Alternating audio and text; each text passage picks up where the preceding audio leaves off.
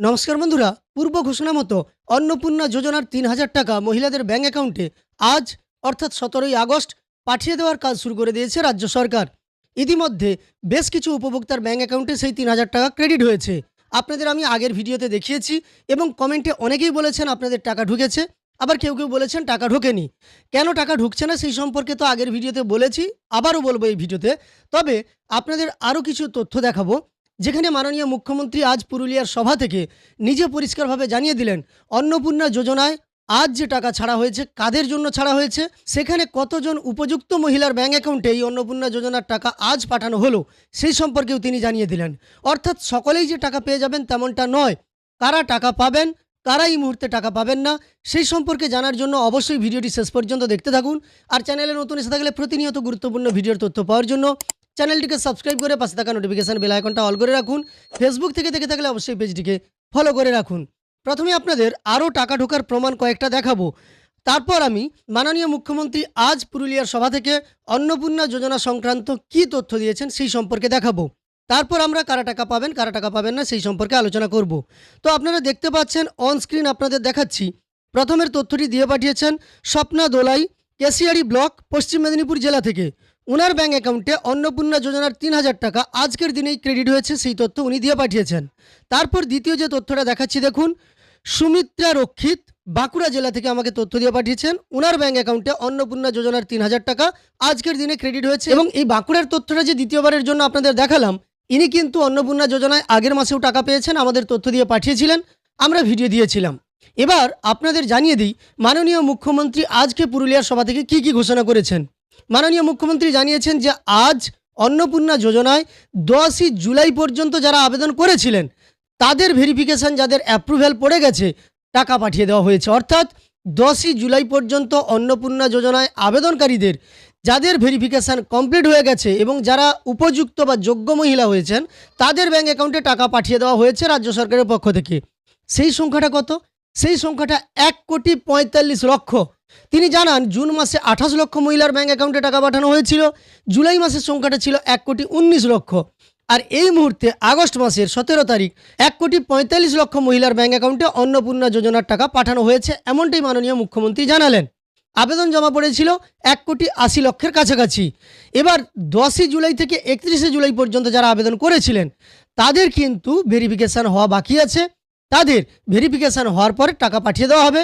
তখন এই ১,৪৫,০০,০০০ থেকে সংখ্যাটা আরও কিছুটা বাড়বে।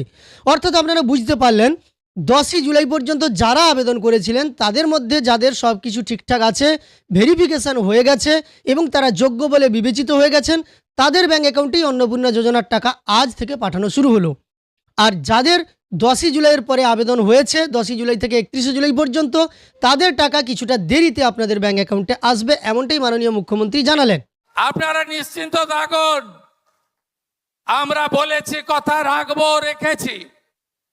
মাত্র ৩ মাসের সরকার, আমরা জুন মাসে ২৮ লক্ষ মহিলাকে আমরা ৩,০০০ টাকা করে দিয়েছিলাম। পরের মাসে ১,১৯,০০,০০০ মহিলাকে আমরা ৩,০০০ টাকা করে দিয়েছিলাম।